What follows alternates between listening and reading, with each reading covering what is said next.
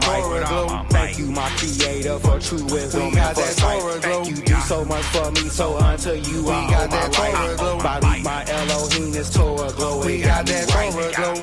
My Torah glow shines bright like a candlelight. El Shaddai over everything, yeah, that's on my life. Seeing through dirty water like Visine clear my sight. Y'all's the head of my circle, you know I keep it tight. If you ain't got that Torah glow, it'll be alright. Come fellowship with CKM and watch the Ruach shine bright. All praise. We back with another one. This is the Spit Your Truth podcast. Your brother Abia and your Moreh, our brother, our beloved brother, Moreh Achi'ka, and we are back with another Spit Your Truth podcast, Shabbat Talk, Sabbath Talk, and this is the Covenant edition. Sorry, y'all, my son trying to, he be trying to come up in the, I had to push him back. But I'm praise to the Most High. We here with another one, and I'm going to let my brother just do his thing. I'm going to step back. Let me turn this music back, and I'm going to let him do his thing, y'all. So all praise to the Most High. Enjoy Sabbath Talk. All praises to the Most High, Yah. You know, I think it literally is. It's a wonderful day to be alive and to be able to participate in the things of the Most High Yah. You know, we're going to finish the series of the covenant today. We only have a few more verses that we need to cover. For the first couple of weeks, we talked about why the covenant is important and how we're connected to the Most High and why it's imperative or it's essential for us to understand what does the covenant say and who is it talking to and why is it being said to us in the manner that it's being spoken. We talked about how the Most High introduces himself to the children of Israel. Those are the first words that he says. He says, I am Yahweh. I am your Elohim. I am your master. Right? I'm the one who brought you out of the land of Mitzrayim. Why is he talking about that? Aren't they aware that he already brought them out of the land of Egypt? Did they not know his name? Yeah, they had heard about his name, but they didn't have an experience with the Most High. They didn't have an experience with him actually. And so when he comes and he talks to them on Mount Sinai and is full of fire and is full of flames and torches and earthquake and darkness, he speaks to them and it scares them. And he was happy about it scaring them. He was excited because he said, well, Moshe said, he's come this way so that you would always fear him, that you would always be afraid that you wouldn't sin against the Most High. But as you see him coming to us and speaking to us and under the conditions in which we received the covenant, it wasn't enough for us to continue to fear him. It wasn't enough to continue for us not to sin against the Most High. It didn't stop the children of Israel from creating a golden calf. It didn't stop them from taking all their clothes off and having an orgy within the 40-day period that Moshe was gone. It didn't stop them for wanting to continue to worship the gods of the Egyptians. It did not stop them from doing what they wanted to do. And so, as you see, as a result of their disrespect and their disregard for the covenant, the Most High has now taken those individuals and their family members and has dispersed them to the four corners of the earth because of their rebellion against him and because of their disregard and their disrespect and their disloyalty to him. And so often you hear me, and when I talk and I teach, I come from a very harsh place. I'm very, what they would say, PL. I'm very forceful. That's a Hebrew grammatical term called the PL. Okay, spelled P-I-E-L. You can look it up. It's a verb stem. It's how verbs are what they would say conjugated or how they're expressed. It tells you in what manner something is being done, whether it's being done in a very simple way or it's being done in a very forceful way. So I'm speaking to you in terms that are forceful. I don't like talking without being very authoritative. I do not like talking without having a presence about myself, because what we're talking about is the words of the living Elohim. And those words that were spoken had to be forceful. They were not gentle words. They weren't words just to try to, get them to, you know, easily understand what he's saying. He had to put the fear in them. And so what he's asking them is in a very forceful way. And that is the way that the Most High speaks to his people. So I don't want you to get offended when I'm talking to you and I'm telling you, what did the Most High Yah say? I have this picture that you see right here called Shaftim. And Shaftim in our Torah this week was talking about the judges. Okay. And the judges were to make sure that the people of Israel always stayed in line and that they were able to get rid of the things that would cause them to fall away from the Most High. There's a couple of different subject matters that I talked about today, but I want to briefly cover just some of it before we get into the last part of our covenant. There's some Hebrew words, a lot of them are all Hebrew words that are here, like under the word burn, meaning uviarta, and kamoni, which means to be like me, or the adim, which is the witnesses, and a tamim, which is the mature, talking about maturity. In each one of these areas, there's something for us to understand. Number one, and I'm not going to go through all the slides, I just want to talk a little bit about it. The uvi arta is about removing things that are causing problems within one's community or within oneself, and one who is very presumptuous, one who goes beyond the scope of what has been spoken. You may ask yourself the question, what does this have to do with the covenant? There are people who are going to go beyond what the Most High has said. And the reason why it's identified as burning, because he says, I want you to get rid of this stuff. Get rid of these people that are among you that will go past the covenant, that will go past the laws, that go past the statutes, that go past the judgments. They just don't know where they're supposed to be. They don't know how to stop.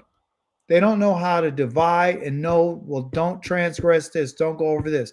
He even mentions talking about how a man or a woman who's gone against the covenant of Yahweh by worshiping another Elohim, which we talked about last week.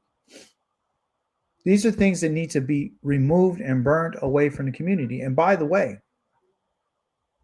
we don't have any judges right now. We don't have any officers right now. We do not have any Kohanim right now. We don't have any priests right now. We don't have any true leadership. We don't have true leadership. And because we don't have true leadership, things are wild and people are doing whatever they feel like doing. But there's a cost and there's a penalty for doing such a thing. Okay. So the uvi arta here, the first thing that you see right there about the burn, that's what the Most High is talking about. I need you to get rid of these things. And what he does is he makes an example out of the people who have gone against the covenant.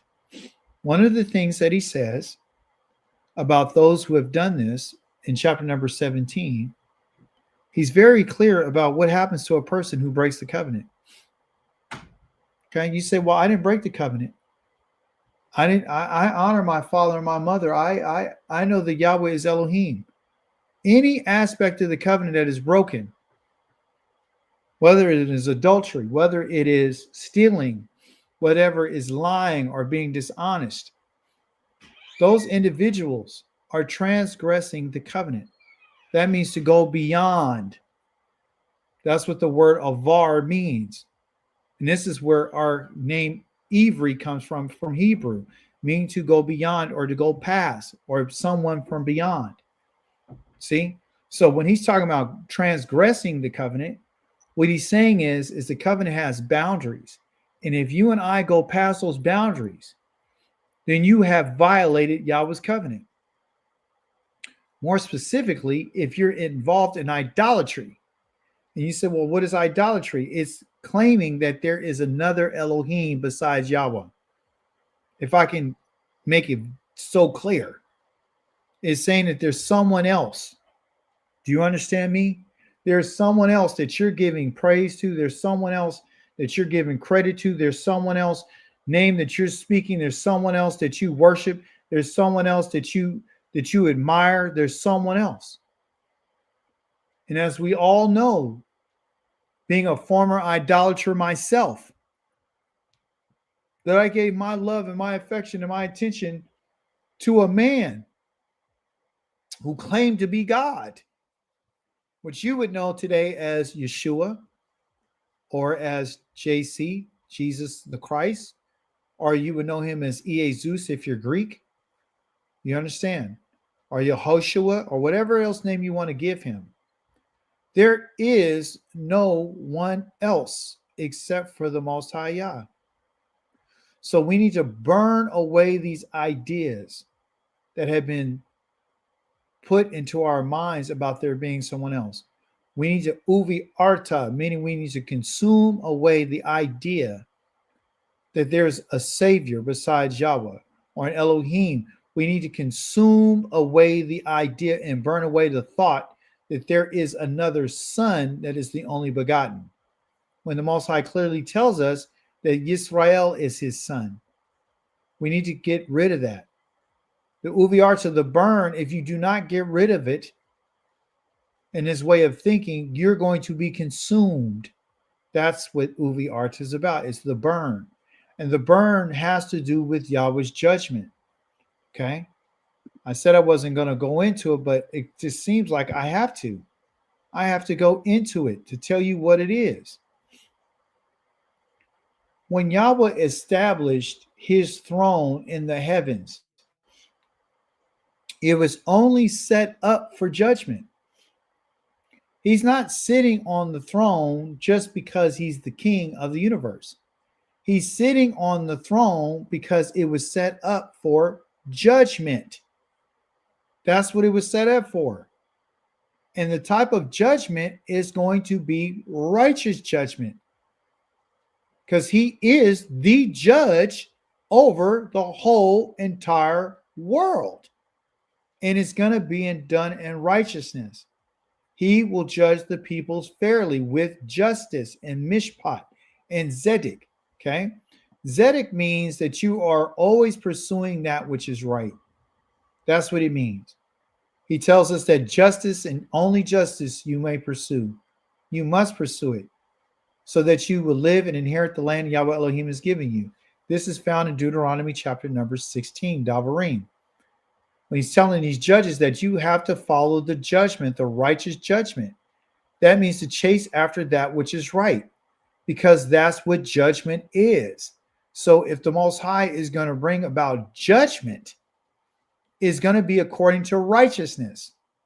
That means that his whole purpose of having a throne is to execute righteousness in the earth and in the heavens by judgment. That is the recipe. It's going to be by judgment. Okay?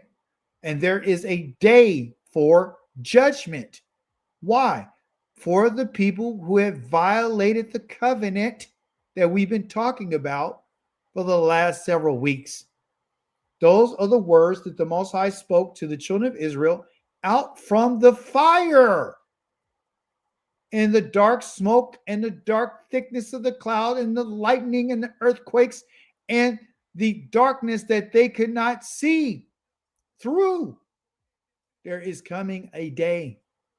There is a day that's coming. It's an impending day of judgment.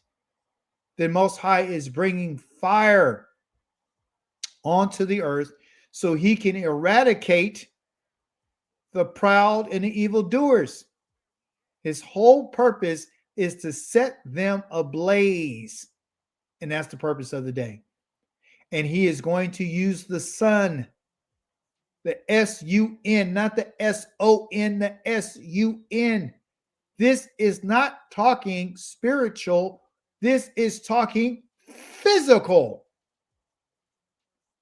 The judgment of Yah is going to be physical.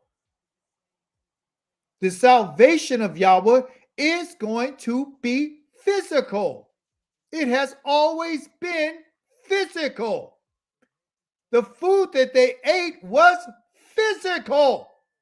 The water that they drank was physical. The fire that they saw was physical. The voice that they heard was physical.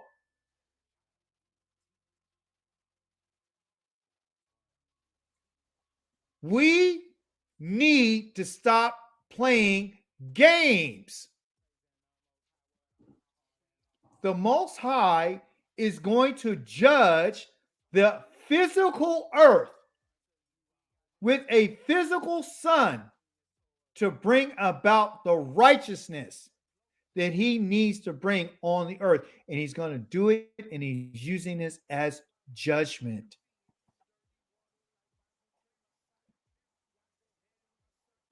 When we talk about Uvi Arta, he's talking about removing and burning away the people that are considered to be his enemies. The people that are considered to be Yahweh's enemies is everyone who is going against what Yahweh has said. So if you're not reading, you're not studying, you're not researching, you're not memorizing, you're not meditating upon the words of the living Elohim, you are considered an enemy of Yahweh's. Because it's through those words that establishes a relationship between you and him. If you listen to those words, it proves that you say that I am a viable witness and I testify that what Yahweh has said is real and he exists. If you keep the Sabbath day, you're saying that Yah created the heavens and the earth in 6 days. If you don't keep the Sabbath day, you're saying that Yah did not create the Sabbath day. You're saying that Yah did not work the 6 days. You're saying that Yah did not bless and set apart the 7th day. You're saying that Yah did not give that as a physical sign, physical day to the children of Israel, the physical children of Israel. Reuben, Shimon, Levi, Yehuda, Issachar, Zevulun, Dan, Asher, Naphtali, Yosef, Benjamin, Manasseh, Ephraim. Physical.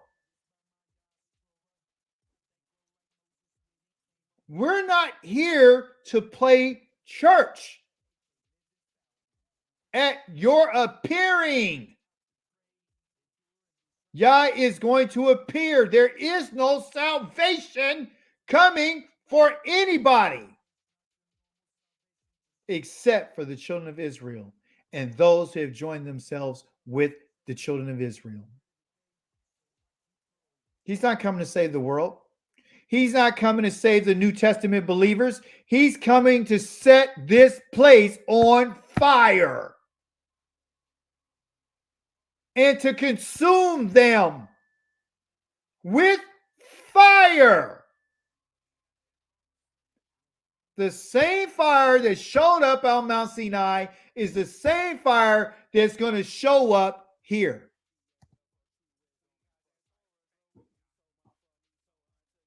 When he talks about destroying, that's physical. Descendants are physical. Posterity, physical. Humankind, physical. Evil that's being done is physical.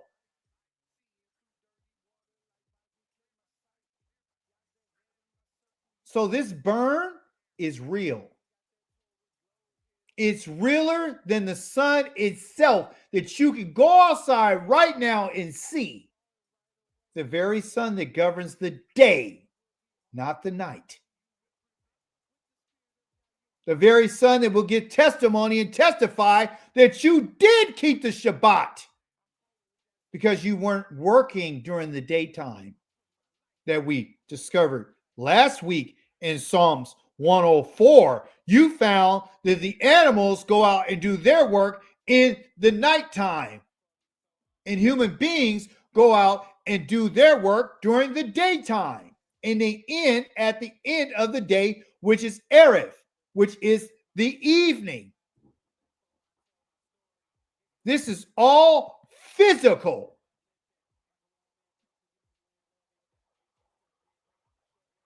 Yahweh is concerned with the individuals that are participating in this relationship of the covenant.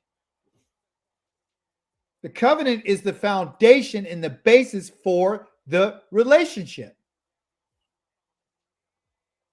And he wants us to burn away the things that are going to cause us to move away from Yahweh, and to the things that are going to cause us to go beyond what the Most High said, which is being presumptuous.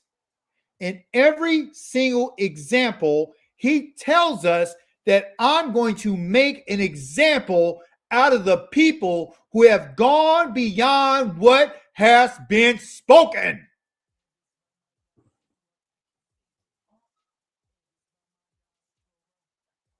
No defectiveness will ever be received from Yahweh. No defectiveness will ever, should be ever given to Yahweh. He's not going to accept it. He will never accept a detestable abominations, no matter who you are. He's not going to accept it. Idolatrous practices will not, shall not, and will never be accepted. It is a violation of the covenant. Falsehood, speaking arrogantly, speaking with hostility against anybody when it's not true, is against the Most High, and we are going beyond what he has spoken. It's not going to be accepted.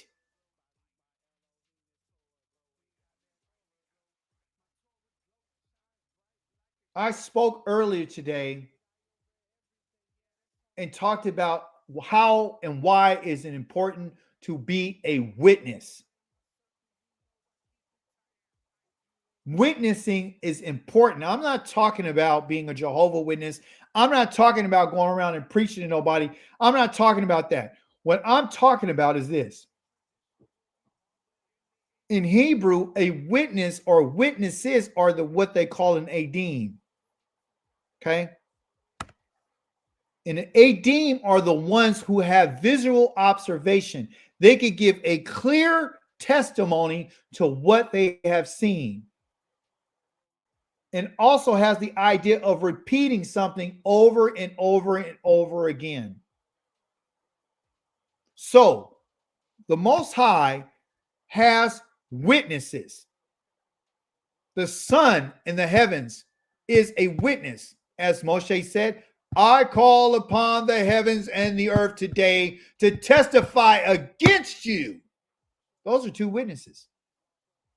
But as the Most High has indicated and told us, if I am going to bring a sentence on anybody, it cannot be based on the testimony of one witness. It has to be from 2 or 3 witnesses.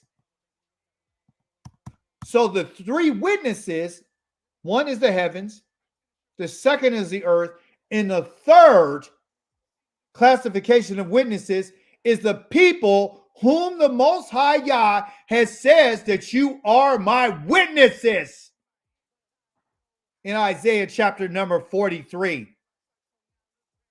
Who and what is he talking about? He's talking about the individuals that were standing on Mount Sinai and saw the fire of Yahweh and heard the voice of the living Elohim coming out of the fire, and they became the witnesses of Yah on the earth that he does live. And the covenant testifies to the fact that that is true. It's the same voice, it's the same fire that our ancestors said we can no longer listen to the voice or see this great fire or we will die. But that doesn't change the fact that they heard it. They heard the testimony of Yahweh. The testimony of Yahweh is the 10 words that you and I have been studying for the last couple of weeks, called the Eseret HaDavarim, not the 10 commandments, but the 10 words, the 10 statements of the covenant that was said and spoken in fire. So they saw it and they testified to it. They heard the verbal communication. And the expectation of the witnesses is for them to repeat what they have heard and what they have said. Where? In the earth, to give testimony to Yahweh's existence. This is the reason why the covenant is important, because it identifies you and I as his witnesses. If you and I repeat the behaviors and the actions that are stipulated inside of the covenant, the Shabbats need to be repeated over and over and over and over and over and over and over again. And who's giving testimony to that? Oh, that's right. The sun is, because it rules the Shabbat day. That's right. How about the appointed times? Those are Shabbats too. When do they begin? At the specific times in the different times of the year that can be governed by the sun, the moon, and the stars to tell you when is Yom Teruah, when is the Feast of Trumpets, when is Yom Kippur, when is the Day of Atonement, when is the Festival of Chag Sukkot, when is the Feast of Tabernacles, when is Pesach, when does that happen? At the time of the year, at the beginning of the months. When's the beginning of the month? Is it in January? No, that's a lie. When is it? It's in Aviv, which is called springtime. You have a responsibility and a duty to do what Yahweh has said. There's a reason why you should be reading the Torah portions. They're not Jewish people. They're the Torah. They're the instructions to teach you, to tell you what is going to happen and what the expectation is, so you would be delivered from the wrath of Yahweh's judgment. One must repeat meditation, prayer, and thanksgiving. Doesn't mention anything about no blessing. You don't even have a right to open your mouth to try to bless the Most High while you're in your exile. We testify to the covenant. We testify to the Shema Yisrael. Yahweh Eloheinu, Yahweh Echad, Wahavta if Yahweh Eloheka, Vekol Levavika, Uvekol Nafshika, Uvekol Meodeka, Wahayu, Daha Davarim Haele, Asher Anoki Nematzaveka, All Levavika, which is Shema Yisrael. Listen and obey. And hear today that our Elohim, Yahweh is one. And you are to love Yahweh with all of your heart, meaning your mind, all of your soul, and all of your resources. And the very words that I'm teaching you today, let them be upon your heart. Testify to the judgments and decrees that the Most High has set, that are written out and explained and expounded upon. This is how you and I become an effective witness. It's through learning, it's through studying, and it's also the idea of having mindfulness about what's going on around us. And I guarantee you this, there are others who can testify on that day of judgment that you are a viable witness. You testify, you, by the way you lived your life, prove that Yahweh exists.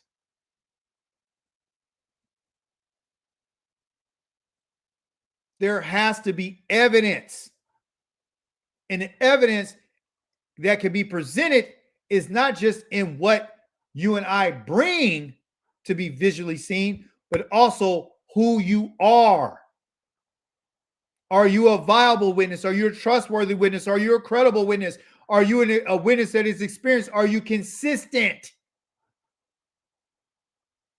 Are you consistent in the way that you live your life? Are you consistent in reading the Torah? Are you consistent in studying in prayer? Are you consistent in meditation? What are you consistent in? Stop trying to change what Yahweh has said. You then will be able to stand in boldness and in confidence because you know the truth. This is not about what you believe. It is what and who you are. That has to be proven. That is your evidence. The Kamoni means one like me talking about a prophet. They didn't want to see Yah no more. They wanted Yah to give them a prophet. Moshe said when he went up to go receive the rest of the covenant, because the children of Israel heard Yahweh speaking and they saw that fire. They said, we don't want to see this or hear this no more because we're going to die. This has to do with the covenant. They wanted to be explained to them because of their fear, their great fear that they had about this fire that I keep talking about. Moshe said, did you ask Yah for a prophet because of this? And he said, I'm going to give him one. He's going to be the Kamoni. He's going to be like you. So, what is it that we're looking for a prophet to be and to do for us? The only thing that you and I should be looking for from a prophet is to speak in Yahweh's name. That's it. And after he speaks in Yahweh's name, we're going to wait to see if what he said is true. We're not going to believe anything he says. Mosai said, whoever doesn't listen to my words, which he will speak in my name, this prophet will speak in my name. This prophet will speak in my name. He will have to account to himself for himself to me. So either you're going to deal with what you heard from the prophet or you're going to have to deal with Yah. So when we first look at this in context, Moshe was a prophet to the children of Israel. And he spoke what Yahweh has said. And the people that didn't listen to what he said, because you didn't listen to him, you have to account for himself to me. There is going to be nobody talking to you no more. I'm going to deal with you myself. So the prophet we're looking for has to be a certain type of way. He has to be able to declare what Yahweh says. Because that's what Moshe said. When Moshe delivered the words to the children of Israel, he said, thus saith what Yahweh said. Yahweh said unto me to command the children of Israel. He did not speak in his own name. He didn't say, I say unto you. Yahweh has commanded. And if we don't hear that, then that should be a problem for you. Because a prophet's job, everyone, is to speak Yahweh's words and for it to be a seed. That's where the word seed or Navi comes from the first two letters, the N and the V. The seed is the N, talk about the noon, and the inside is the V, which has to do with the bait, which is inside, because that's what you do. You go inside of a tent. So agriculturally, it means the seed inside. So when a prophet starts talking, he's giving a message or a word that has to come to fruition. It has to go through a time of maturity. It has to come about. And if it doesn't come about and it doesn't exist, then it means that Yah didn't say that word. Just like if you and I are going to be witnesses to Yahweh, then it has to show it. We have to have maturity and we have to prove what we're saying. In order to be a viable witness, we have to prove what Yahweh is saying by the way we live our lives. This prophet has to prove that Yahweh sent him. It's not just by proclaiming his name. It's simply by saying, I will use and tell you the authority in which Yahweh gave me to speak about Yah. But yeah, the word that Yahweh gave me is inside of me, and you got to wait to see what happens. If I told you that this is an apple and it turns out to be a pear, then you know that Yahweh said that I didn't say that word.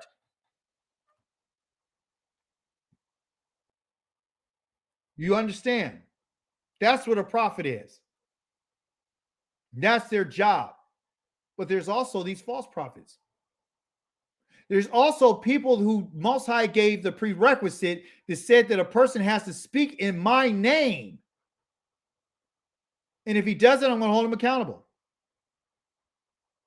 Here's something from the New Testament that says righteous Father. Yahweh's name, everyone, has never, ever, ever been mentioned in the New Testament. Nowhere. They're even coming up with Bibles and translations today, and they're inserting his name into the text in their new revised editions in order to validate the book. This man called this prophet in the New Testament said, righteous Father, this is his prayer in John number 17.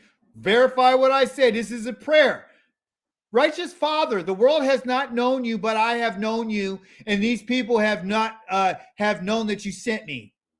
What people? His disciples and the people that he was doing miracles with and everything. He said, I made your name known to them. Let's just stop right there. The first word of your covenant that we've been talking about says, Anoki Yahweh Eloheka. That is, I am Yahweh. So, if he made the name known, that means that he disclosed to them the covenant. Because that's how Yah revealed himself to Israel, is through his name. So he says, I made your name known to them. And I will continue to make it known. So if he made his name known to the people that heard him, saw the miracles and everything, then you have to explain to me, why has not one person, Peter, James, Paul, Timothy, Barnabas, none of them, Philemon, none of them have ever mentioned Yahweh's name. Yahweh's name is not mentioned one time, not once in the New Testament. Zero, zippo, zilch, not one time in the New Testament.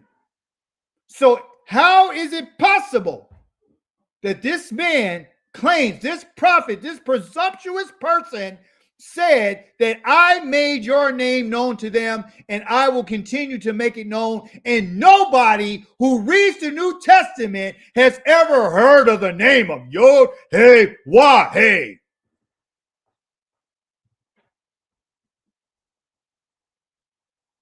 Yahweh has mentioned his name in the Tanakh, which is the Torah, the prophets, and the writings, 6,828 times. But he never mentions his name 0 times in the New Testament. His so-called son that knows him has never mentioned his name. The prophets, or the people and the teachers and the disciples and the apostles and the people that saw the miracles and the Sanhedrin and the rabbis, they never mentioned Yahweh's name. Out of all the years of his ministry, nobody knows the name of Yah. It's presumptuous.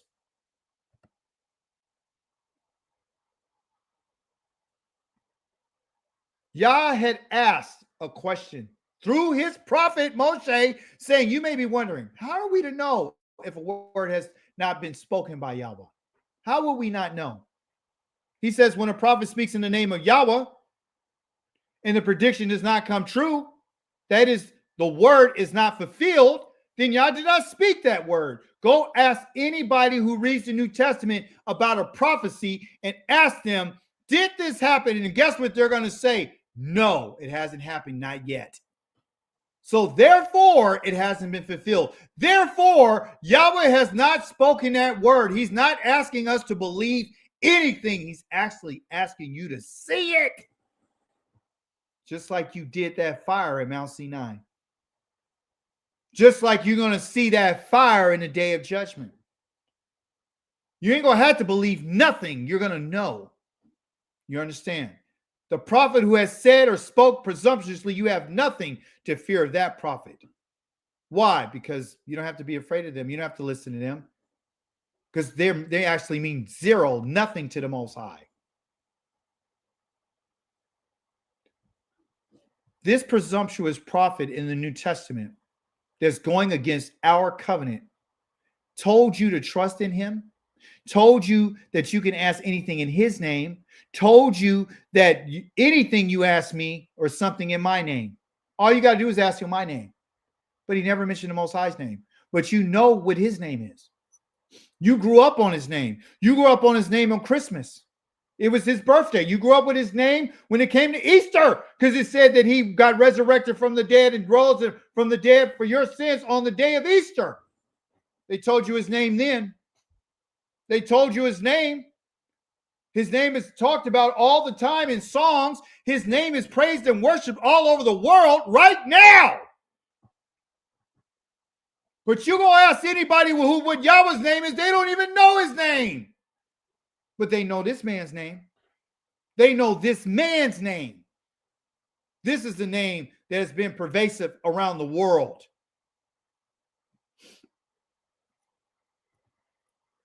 In conclusion of this segment of why we need to keep the covenant and the purpose behind it and what's the attitude behind it.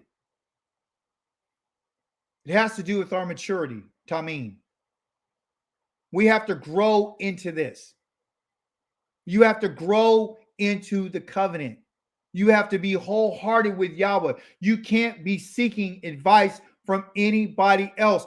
You can't seek advice from prognosticators, people who do sorcery, witchcraft, babblers, omens, witches, warlocks, spiritists, people who consult the dead, people with the Holy Spirit. The Most High says it's an abomination, and you need to uviarta. You need to get rid of it, get it away from you. Being wholehearted with Yahweh means that there is nobody else but Yah. Nobody else. There's the only Elohim that we know is the one that our father knew. Abraham, Yitzchak, and Yaakov. This is the reason why he's always saying that I'm the God of your fathers. And he told our father that you need to be Tamim. You need to be pure-hearted. You need to be blameless. And this is the basis of the covenant that he made with him, not the covenant of Mount Sinai, but the covenant that had to do with land and descendants that he promised to our father, that he demanded of him that he would be blameless. So in Hebrew, it has to, Tamim means to be whole and to come to maturity, meaning like a fruit, like the word of Yah. Like when the prophet spoke, you got to wait for it to fulfill and wait for it to come to pass. For you have to become mature. So when you start off, you might start off as a little nub. You understand? And you grow and then you begin to blossom. Then you develop into the fruit that you're going. Then it takes time and then it takes a season for you to come to maturity. Then you fulfilled it. Then you're completed. Then there's nothing wrong at that point. It's not that you're not going to make any mistakes. It's not that you're going to be faced with any challenges. But when the Most High is talking about, he's talking about perfection from a different perspective, not the identity or the definition of fulfillment or perfection that we learn from our oppressors.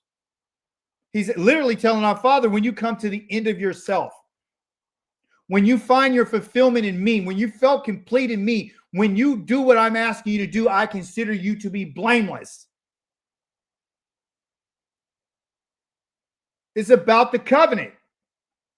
Pure-heartedness, blamelessness, and being finished goes with the covenant. So being Tamim, being mature, has to do with the covenant. Like it did with his, it does with ours, and it does with every other covenant. You cannot walk with the Most High, live a life with the Most High, and not come to this. This should be everyone's effort to be finished with themselves. The prophet Isaiah, Yeshayahu, has said something. It's very telling. It tells us, yes, I'm the one who comforts you. Yahweh speaking. Why are you afraid of a man who must die? Pointing to your Savior that died on the cross for you. Why are you afraid of that man? Why are you afraid of what Paul said? Why are you afraid of what Timothy said? Why are you afraid of what Peter said? Why are you afraid of the book of Revelations? Why are you afraid of the book of Jude? Why are you afraid of Thessalonians and Ephesians? Why are you afraid of Colossians in the book of James? Why are you afraid about what they said and I never spoke to them? And they have not comforted you whatsoever.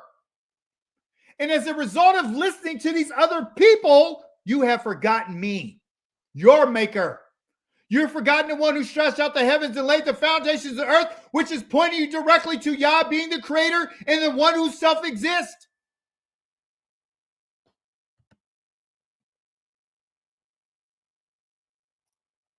Yahweh's people will know his name. He said, you forgot it, but you're going to know it.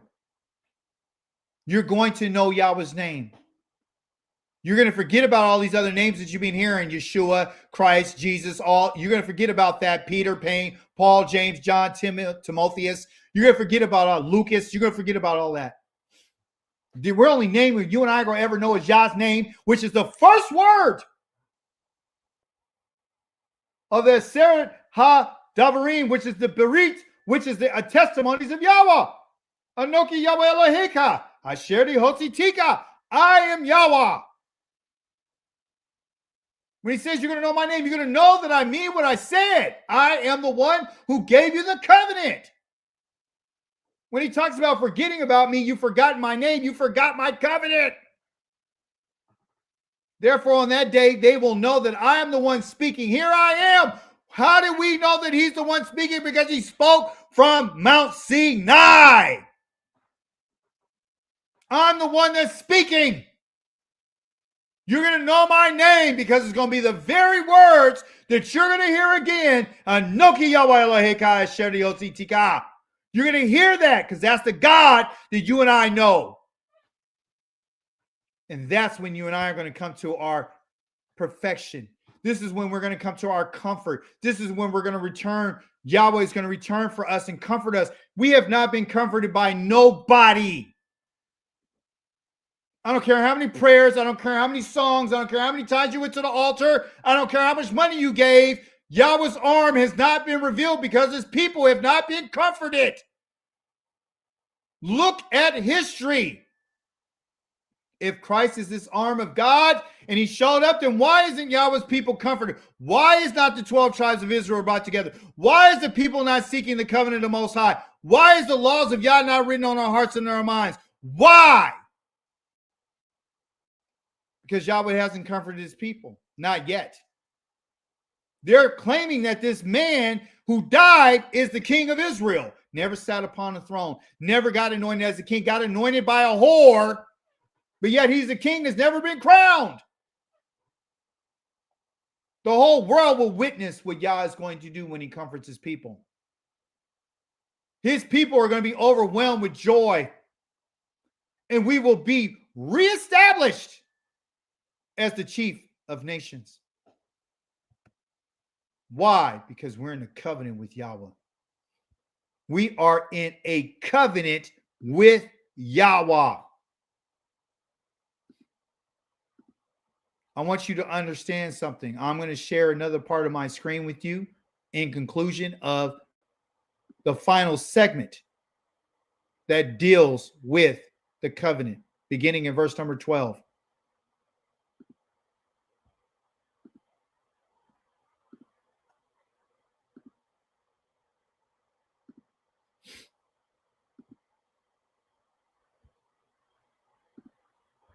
Here we are.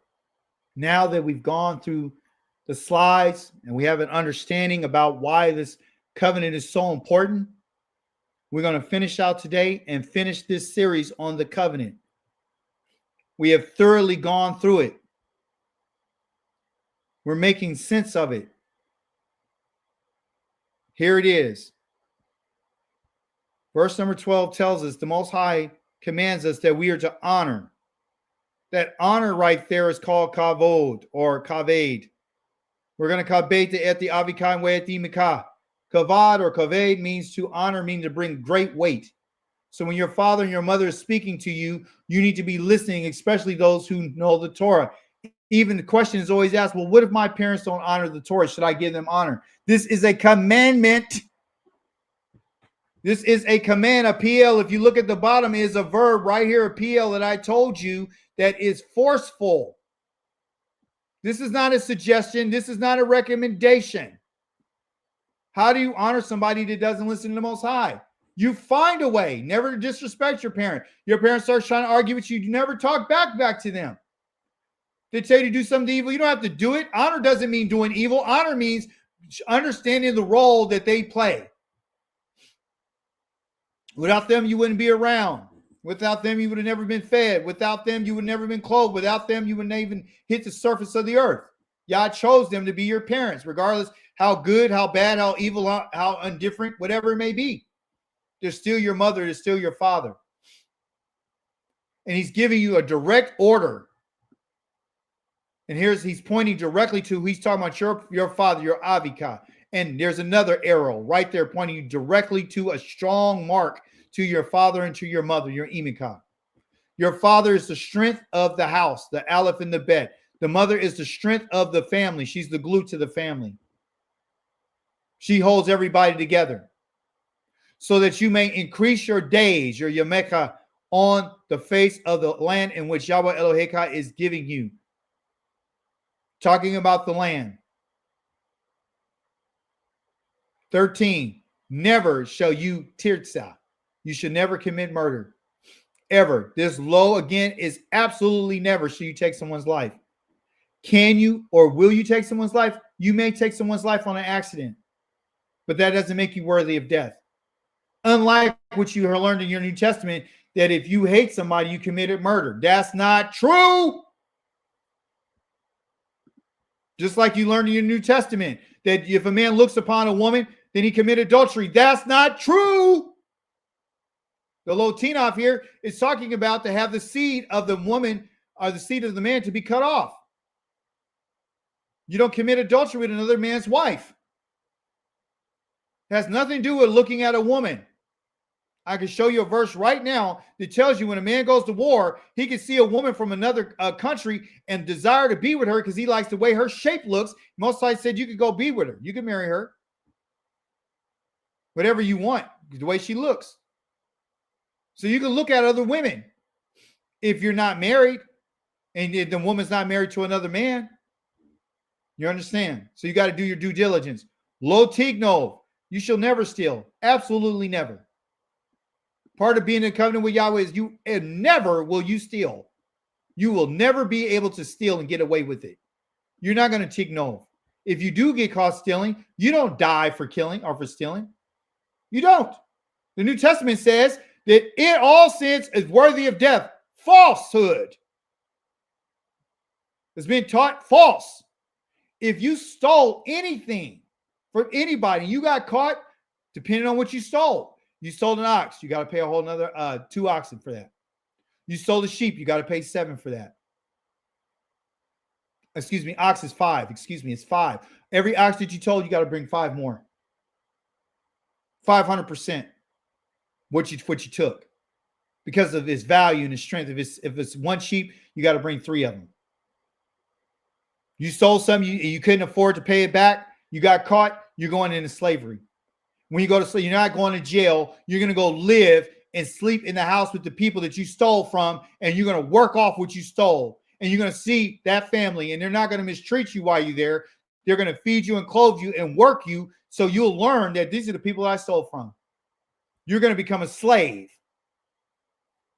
16, you should not bear against your neighbor a false witness. Okay. Sometimes it's misinterpreted. Talking about you should never tell a lie. No, he's saying that no matter what it is, you're never going to tell a story that's not true about your neighbor. You're never going to tell your neighbor something that's not true. You're never going to bear a witness against your neighbor that's not true. You're never going to give any false information to anybody, to your companion. You're not going to do this to your wife. You're not going to do this to your husband. You're not going to do this, period. Why? Because you belong to the Most High Yah and you're part of the covenant. The covenant does not allow that. Here's a big one, low. Another low. Absolutely never talk mode. This word covet right here doesn't give you the full explanation. It's talking about a man shall never desire a neighbor's house. That word talk mode is going to be used again and again and again. It's going to be used another time about even talk mode. If you continue to see it, it's talk mode someone's wife. So can you covet and desire someone's house and their neighbor? Yes. That means the desire of them. That means to look at it and say, oh, I like the way how beautiful this house is. I wish I had it. You're looking at somebody's wife. This is not adultery. This is takmol. This is a desire. You should never desire someone's wife.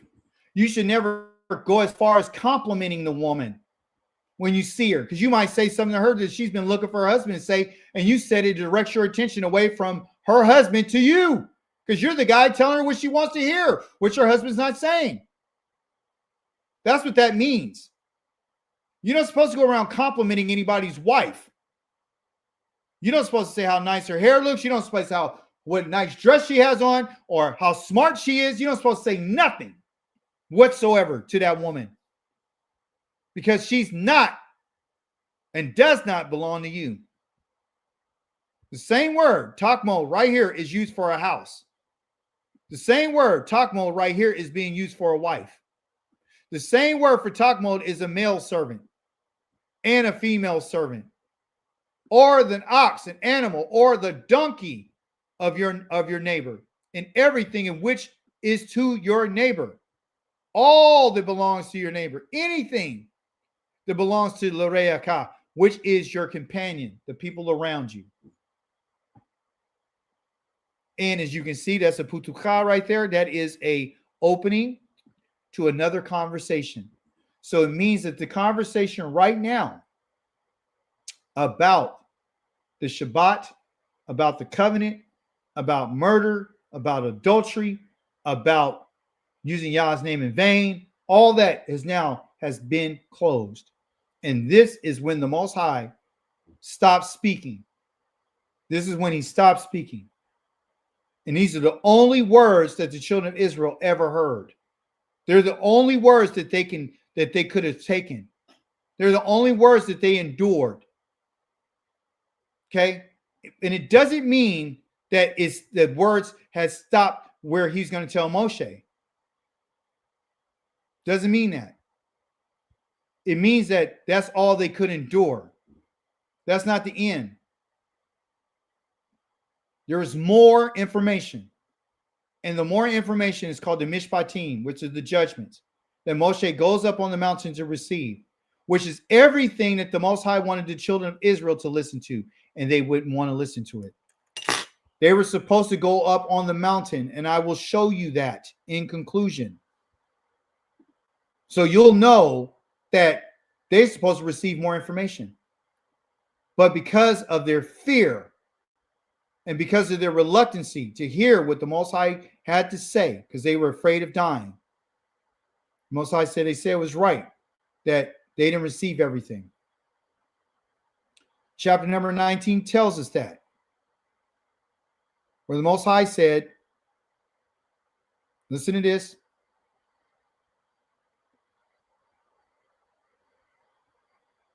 Verse number 13. Let's start at 12.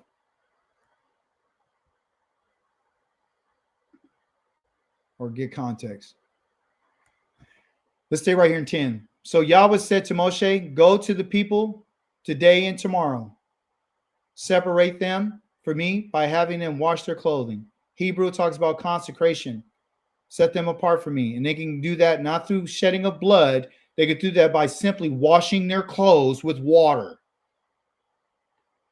and prepare for the third day. Because he showed up on the third day.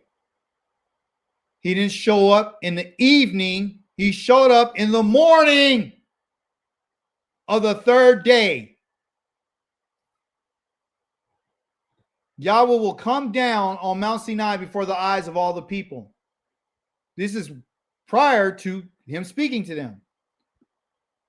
You are to set limits for the people all around and say, be careful not to go up on the mountain, even touch its base. Whoever touches the mountain should surely be put to death. Why? Because Yahweh is there. But listen what it says. No hand is to touch him, talking about the mountain. For he must be stoned or shot by arrows. Neither an animal or a human will be allowed to live. When the shofar sounds, they may go up on the mountain.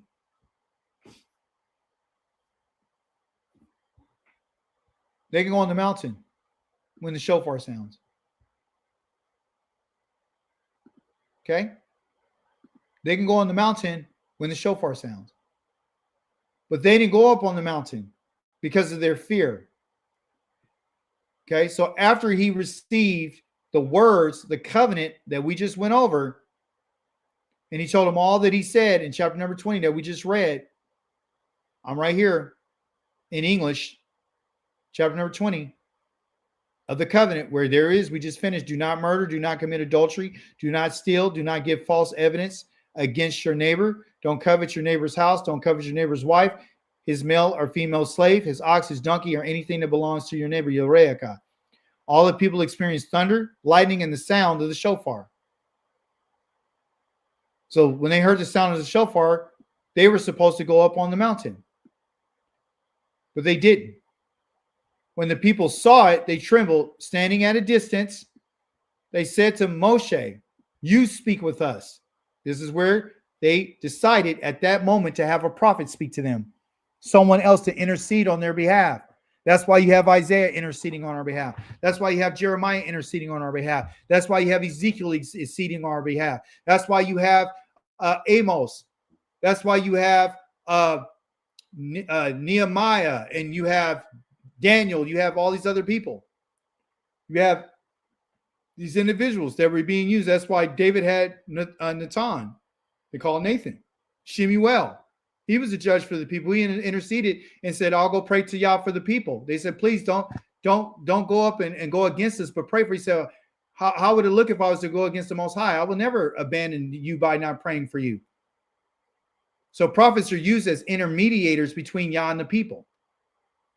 Because we chose for Yahweh to have a man speak to us instead of us speaking with him directly. So you go speak with us and we will listen.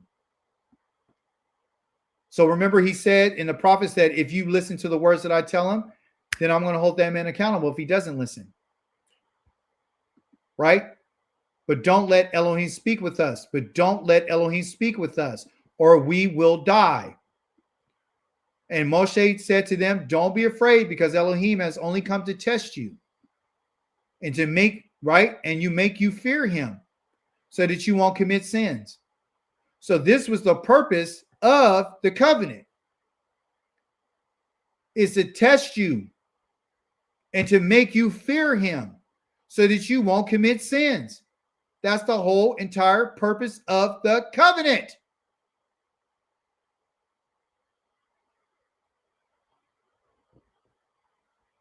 That's the purpose.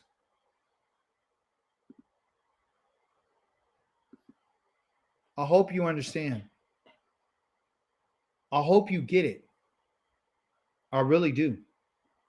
I hope you're not going to continue to play games and think that the Most High is not going to hold you responsible for the words that you heard. Because the very words that you heard are the words that were written down for you from the man that you chose to tell you what Yahweh said. That's why it's written. So if you want to listen to it, you can. If you don't want to listen, you're going to be accountable to Yah by yourself. That's it. That's all. That's all I have for today. This is the conclusion of the covenant. The Shabbat edition. Aviyah? Thank you. All praises, all praises. We have concluded the conclusion, y'all, and it was a beautiful build. What was it like 4 or 5 weeks of just breaking down the covenant and peeling back the many layers of the 10 words using the Hebraic thought and the language. It's been a beautiful thing, and we, like I say, and I always tell you that we appreciate you. We appreciate your hard work. We appreciate Likewise your the wisdom and the knowledge that the Most High has given you for doing this for us and helping us to understand about the covenant. So all praises, man. Is there anything else you want to tell the people? No, I just want to thank you guys for giving me an opportunity to share this information. You know, having information is one thing, but be able to share it's another, right? So everything that I've studied and learned over the last, 15 years has been for this very moment. And the only way that we're ever going to fully come to understand what is expected from us is when we do the study. I'm not any better than anyone. I want to be very clear. Right. The only reason I know what I know is because y'all wanted me to know it so I can spread, I can share the information to be a viable witness.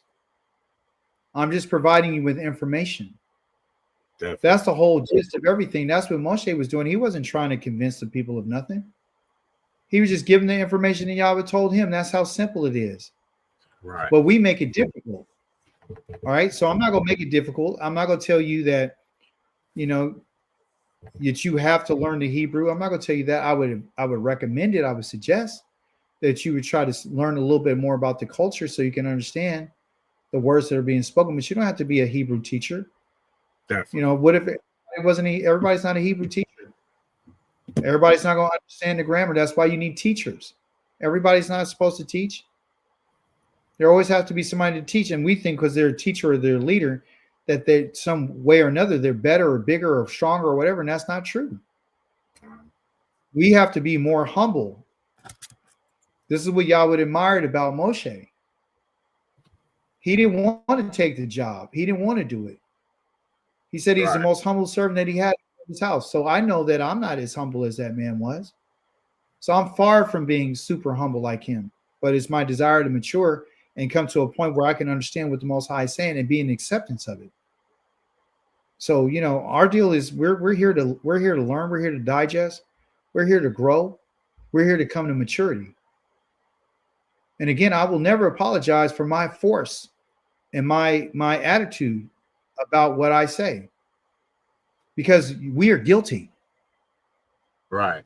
I hope you guys understand what I'm saying. That we're guilty. We have been false to the covenant. Right. We have broken our promise to the Most High.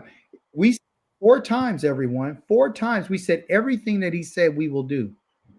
He didn't put any limit on how many words he was going to say. The Serat HaDavarim just ended up being the 10 that he wanted to say that he knew that we can only endure. There was more. There was the Mishpatim, there's the Kukim, there's the Pekudei, there's all things, the description of everything that we're supposed to have heard. We're supposed to hear about how you handle slaves. We didn't hear about any of that. Moshe came and told us. Mm-hmm. You see? But we're thinking because we hear it that we're not responsible for it. That's not true. He tell you those who are standing here, those who are not even standing here, I'm going to hold you responsible. So how are you going to hold us responsible for something we never heard? You don't have to be there to hear it. I gave a prophet. He said it, and that's what it is. I want you to hear it. Therefore, I told him to write it down so it could be transmitted down from generation to generation, and you got a copy. Right. Now that you got the copy, it's your responsibility. It is your responsibility to take exactly what Achi'ka Dawid is saying and go ahead and test it. Verify. What he say? Was that true? Was that true, or was that his interpretation? You understand? So verify everything that I say. Go to exactly what I said. I'm right there in Exodus chapter number 20. Go read it for yourself. Read Exodus chapter number 19. Read it for yourself. Read it. Read what I talked about in Deuteronomy chapter number 16, 17, 18, 19, 20, 21. That's why you got to do your Torah portion. Torah portion is not Jewish. We're a people of learning. We're a people of understanding. We're a people of the book. We're a people of the scrolls. Yeah. That is where your value is found. Even the king was commanded that he write a copy of the Torah and read from it every single day of his life. Yep.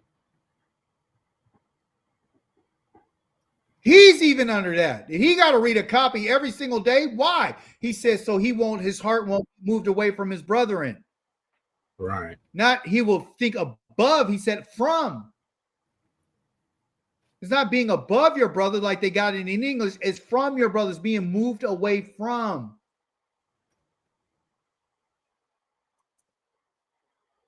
Not above, but moving away from. Not being elevated, being away from. Setting yourself apart away from your brothers. Your heart, your mind, your desire. If it's mean from, it's not above. Above means that you're sitting on a throne that's high and lifted up above them.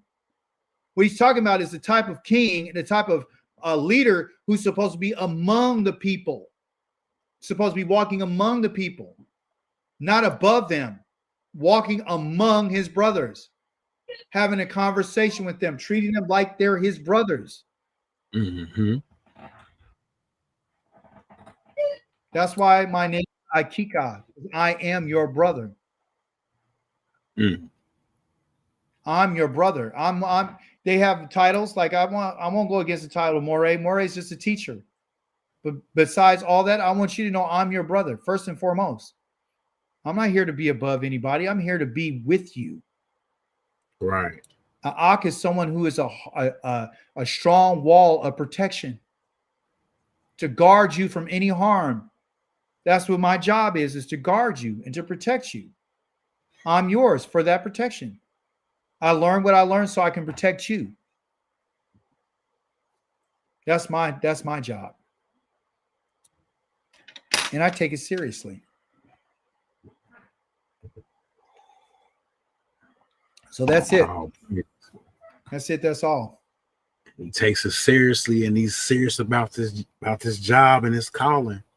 And he gets it done, y'all. Definitely gets it done. So, hey, y'all gonna be very excited about what we got coming up next for y'all.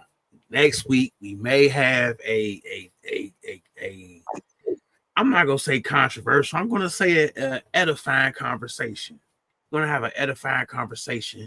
Hopefully we can get it done, and then if not, we're gonna start with the brother had an interesting topic conversation. We had an interesting conversation, but before we went live, and I won't even expound on that a little bit more, but it's gonna be good, y'all. So just stay tuned. Stay tuned. It's your boy Abia and your beloved brother, our Moreh Achi'ka on the Sabbath Talk, and this is the conclusion of the Covenant Edition, a beautiful segment which we peeled back many layers of the 10 words to understand what the Most High wanted and why he said what he said. So all praise to the Most High. We're gonna let y'all enjoy the rest of y'all Shabbat. Hope y'all enjoy it, and we'll see y'all next week. Peace. Shabbat shalom, everyone. Shabbat shalom. Shabbat shalom.